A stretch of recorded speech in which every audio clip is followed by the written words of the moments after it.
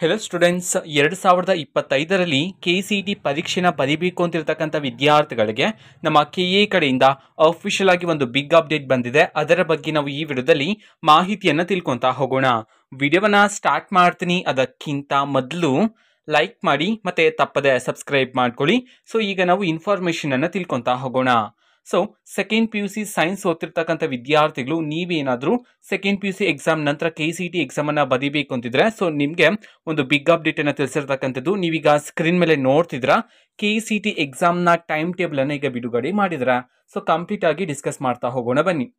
So ಮೊದಲಿಗೆ 2025ನೇ ಸಾಲಿನ engineering, ಯೋಗ ಮತ್ತೆ ನ್ಯಾಚುರೋಪತಿ, ಫಾರ್ಮಾ ಡಿ, ಕೃಷಿ ವಿಜ್ಞಾನ ಕೋರ್ಸ್ಗಳು, ವೆಟರ್ನರಿ ಹಾಗೂ BSc ನರ್ಸಿಂಗ್ ವೃತ್ತಿಪರ ಕೋರ್ಸ್ಗಳ ಪ್ರವೇಶಕ್ಕಾಗಿ ಕರ್ನಾಟಕ ಪರೀಕ್ಷಾ ಪ್ರಾಧಿಕಾರವು ಅಂತಂದ್ರೆ ನಮ್ಮ KA ಕಡೆಯಿಂದ CET ಎಕ್ಸಾಮ್ ಅನ್ನ ಕಂಡಕ್ಟ್ ಮಾಡ್ತಾರೆ. ಓಕೆನಾ. ಸೊ ಎಕ್ಸಾಮ್ ಬಂದ್ಬಿಟ್ಟು ದಿನಾಂಕ 16/4/2025 ಮತ್ತು 17/4/2025 ನಡೆಸಲು ದಿನಾಂಕವನ್ನ ನಿಗದಿಪಡಿಸಿದೆ ಅಂತ ಹೇಳಿ ಮಾಹಿತಿಯನ್ನು ತಿಳಿಸಿರ್ತಕ್ಕಂಥದ್ದು.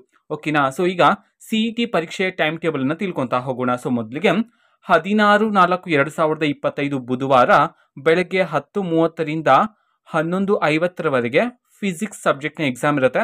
60 ಮಾರ್ಕ್ಸ್ಗೆ ಎಕ್ಸಾಮ್ ಇರುತ್ತೆ. ಸೊ ಅದೇ ದಿನ ಅಂತಂದ್ರೆ 16/4/2025 ಬುಧವಾರ ಮಧ್ಯಾಹ್ನ 2:30ರಿಂದ 3:50 ಪರೀಕ್ಷೆ ಇರುತ್ತೆ. ಯಾವುದು ಗೊತ್ತಾ? ಕೆಮಿಸ್ಟ್ರಿ ಸಬ್ಜೆಕ್ಟ್ನ ಪರೀಕ್ಷೆ ಇರುತ್ತೆ. 60 ಮಾರ್ಕ್ಸ್ಗೆ ಪರೀಕ್ಷೆನ ಬರೀಬೇಕಾಗಿರುತ್ತೆ. ನೆಕ್ಸ್ಟ್ ಡೇ 17/4/2025 ಗುರುವಾರ ಬೆಳಗ್ಗೆ 10:30ರಿಂದ 11:50 ಮ್ಯಾಥ್ಸ್ ಸಬ್ಜೆಕ್ಟ್ನ ಪರೀಕ್ಷೆ ಇರುತ್ತೆ. 60 ಮಾರ್ಕ್ಸ್ಗೆ. ಅದೇ ದಿನ 17/4/2025 ಮಧ್ಯಾಹ್ನ 2:30ರಿಂದ 3:50 ಬಯಾಲಜಿ ಸಬ್ಜೆಕ್ಟ್ನ ಪರೀಕ್ಷೆ ಇರ್ತಕ್ಕಂಥದ್ದು. 60 ಮಾರ್ಕ್ಸ್ಗೆ ಪರೀಕ್ಷೆನ ವಿದ್ಯಾರ್ಥಿಗಳು ಬರೀಬೇಕಾಗಿರುತ್ತೆ.